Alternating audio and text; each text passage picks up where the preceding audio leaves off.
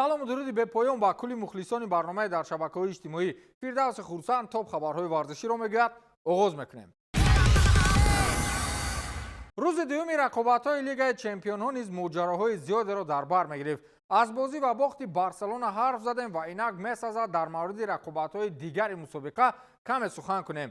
ливерпул ва мухлисони ин тим аз бетолетарин одамҳои сайёра муддати 1.5 моҳи сипарӣ шуда ба ҳисоб мераванд. дар премер-лигаи Англия аҳволашон тамоман бад аст ва гӯё ки дар Лигаи Чемпионҳо соз бошанд. дар даври панҷуми мусобиқа онҳо муқобили ПСВ бозӣ карданд ва ба гуфтаи як мухлиси Ливерпул кошке бозӣ намекарданд. дар шашум дақиқа ба дарвозаашон гол сар доданд ва ҳамин тавр пеши роҳи ҳарифонашон кушода шуд.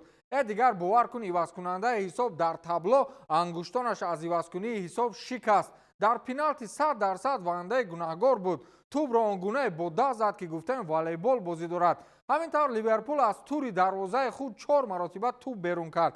ҳанӯз 10 дақиқаи дигар боқӣ монда буд, вале мухлисон қариб ба кулли минбари Энфилдро тарк намуданд. ин дуюмин бохти тими Ливерпул дар мавсими имсолаи Лигаи Чемпионҳо буд ва ин даста ҳанӯз ҳам дар топ 10 ҷадвали умумии мусобиқа қарор дорад. вале дар умум дар 12 бозии охир 9 маротиба шикаст хӯрданд ки ин антирекорди дастаи Мерсисайдӣ дар чанд соли охир аст. акнун дар фазои дастаи Ливерпул масъалаи ҷавоб додани Арне Слот овоза шудааст. мегӯянд раҳбарияти тим аз кори сармураббӣ розӣ нест ва барои ҷустуҷӯи мутахассиси нав аллакай дасту остин барзаданд. ҳатто масъалаи баргардонидани Юрген Клоп ҳам баррасӣ мешавад. ливерпул ки соли гузашта чемпиони Англияву Муҳаммад Салоҳаш барои ҷоизаи тӯби тиллоӣ талош мекард, имсол онҳо барои аз премер-лигаи Англия наафтидан кӯшиш мекунанд. Лигаи Чемпионҳо дар ҳушу хаёлашон бояд чарх назанад. сармоягузорӣ воситаи боэътимод ва оқилонаест ки ба шумо имкон медиҳад пулатонро ба кори фоидаовар равона кунед. бо боз кардани суратҳисоби брокерӣ шумо метавонед арзиши амволи худро аз таъсири инфлятсия муҳофизат намоед ва дар баробари ин як манбаи даромади иловагӣ ё ғайрифаъол ба даст оред. агар шумо шаҳрвандии Русия надошта бошед ҳам метавонед аз Степбон корти блек гиред ки имкон медиҳад то суратҳисоби брокерӣ кушоед ва бо те сармоягузорӣ сармоягузорӣ кунед. агар шумо корт надошта бошед шумо метавонед онро онлайн дар муддати як чанд дақиқа дархост кунед. чӣ тавр суратҳисоби брокерӣ метавон кушод? ба силкаи дар описание овардашуда ё QR рамзи дар экран буда пайравӣ кунед ва дархостро пур намоед. бо намоянда дар вақти муносиб барои имзои ҳуҷҷатҳо вохӯред. барномаи мобилиро кушоед. намоянда дар давоми вохӯрӣ дар насби он кӯмак мекунад. бартариҳои ти сармоягузорӣ, кушодан ва хидматрасонии суратҳисоб ройгон аст. барои ҳама дастрас аст. шумо метавонед аз 5 рубл сармоягузорӣ намоед. ҳама чиз фаҳмо аст. стратегияҳои сармоягузорони муваффақро риоя кунед ва бо шахсони ҳамфикр дар ҷомеа дар алоқа бошед. дар ҳар ҷо сармоягузорӣ кунед. ҳама асбобҳо дар барномаи мобилӣ барои iOS ва Android дастрасанд. пуштибонии шабонарӯзӣ. мутахассисон ҳамеша омодаанд ба саволҳои шумо тавассути чат ё телефон посух диҳанд. силкаи дар описание бударо пайгирӣ кунед ва бо те сармоягузорӣ ба оғози сармоягузорӣ гузаред. агар 5 дақиқаи дигар вақт медодам, бовар кунед Реал Мадрид бой медод. дар аввал ҳама чиз барои Реал хуб буд. бозӣ аз рӯи оморҳо ба нафъи онҳо сипарӣ мегардид. Килиан Мбаппе покер кард ва оморҳои ӯ дар рӯйхати нишонзанҳои мусобиқа мустаҳкам шуду ба ҷои аввал баромад. ҳоло 9 гол дорад ва ин ҷо масъалаи шикастани рекорди Роналдо ки дар як мавсими Лигаи Чемпионҳо 17 гол дошт баррасӣ мегардад. бо ин покер Мбаппе дуюмин нафаре гардид ки дар дастаи шоҳона дар як бозии Лигаи Чемпионҳо 4 гол мезанад. қаблан ин корро Криштиану Роналдо карда буд. фаронсавӣ унвони беҳтарин бозингари рақобатро соҳиб шуд. болои ин дар охир муносибати Хаби Алонсо ва Винисиус гапу калочаҳо баҳсҳои охирро аз байн бурд. дар мавриди муносибати баъди онҳо ва тарки жуниор аз рӯи эътироз сархати расонаҳои хабарӣ буд. вале баъди бозии онҳо бо якдигар он гуна даст доданду оғӯш гирифтанд ки гӯё дар олам ягон гап набуд. ғалабаи Реал буд, вале Олимпиакос дар ҳадде вазъияти дастаи шоҳонаро охир танг кард ки бовар кунед мухлисони Реал ҳар чӣ рух доданашро интизор буданд. дар хати дифоъ иштибоҳҳо оғоз шуданд ва фишори бозингарони Олимпиакос то ҳадде баланд гардид ки бозингарони Реал дуо мекарданд ки тезтар бозӣ тамом шавад. хулас, новобаста аз бозии на он қадар хуб дар фурсатҳои охир дастаи Реал ғалаба кард, вале гуфтан наметавонам ки дар бозиҳои оянда ки рақобатҳои аз ҳад мушкил онҳоро интизор аст даст боло шаванд.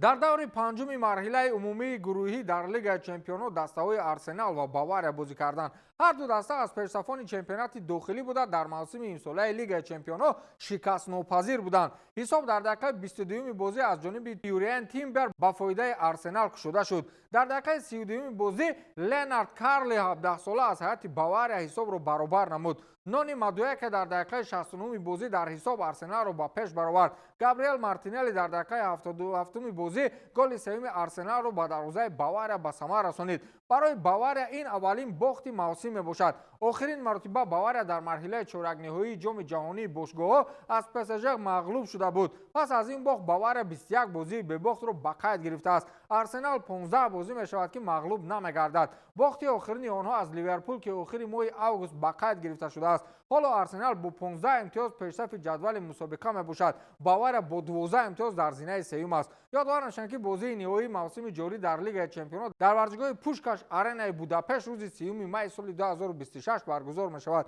ПСЖ қаҳрамони амалкунандаи мусобиқа мебошад. бозии даври панҷуми марҳилаи умумии Лигаи Чемпионот миёни дастаҳои ПСЖ ва Тоттенҳам ба анҷом расид. вохӯрии дастаҳо дар варзишгоҳи Парк де Пренси шаҳри Париж доир шуда бо ҳисоби 4-3 ба фоидаи ПСЖ хотима ёфт. аз ҳайати ПСЖ ниммуҳофизатгари португалӣ Витиня хетрик кард. Фабиан Руис ва Вилиан Пачо голҳои дигари ПСЖро ба самар расониданд. Рандал Коло Моани дубл ва Ришарлисон голи дигари Тоттенҳемро марбути номи хеш кард. барои ПСЖ ин ғалабаи чорум дар мавсими имсолаи Лигаи Чемпионот мебошад. Тоттенҳем бохти аввалро ба қайд гирифт. ПСЖ дар ҷадвали мусобиқа бо 12 имтиёз дар зинаи дуюм аст. Тоттенҳем бо 8 имтиёз дар зинаи 16 маскан гирифтааст. Арсенал бо 15 хол пешсафи ҷадвали мусобиқа мебошад.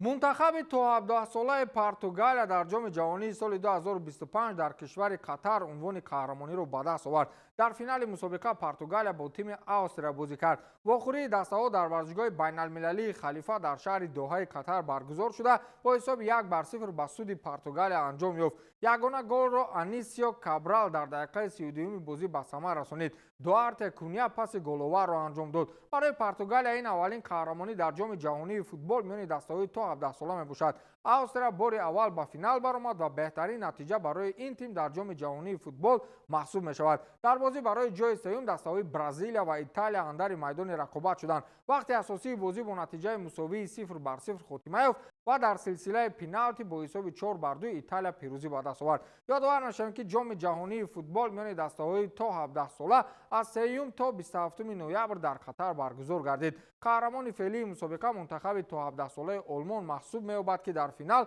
Фаронсаро шикаст дода буд. бозиҳоро соли 2023 Индонезия мизбонӣ мекард. ёдовар нашавем ки мунтахаби Тоҷикистоне дар мусобиқаи мазкур иштирок доштанд, вале дар се бозии гурӯҳӣ ягон маротиба ғалаба ба даст наоварданд. ба ҳамин тамом то дидори навбатӣ хайр.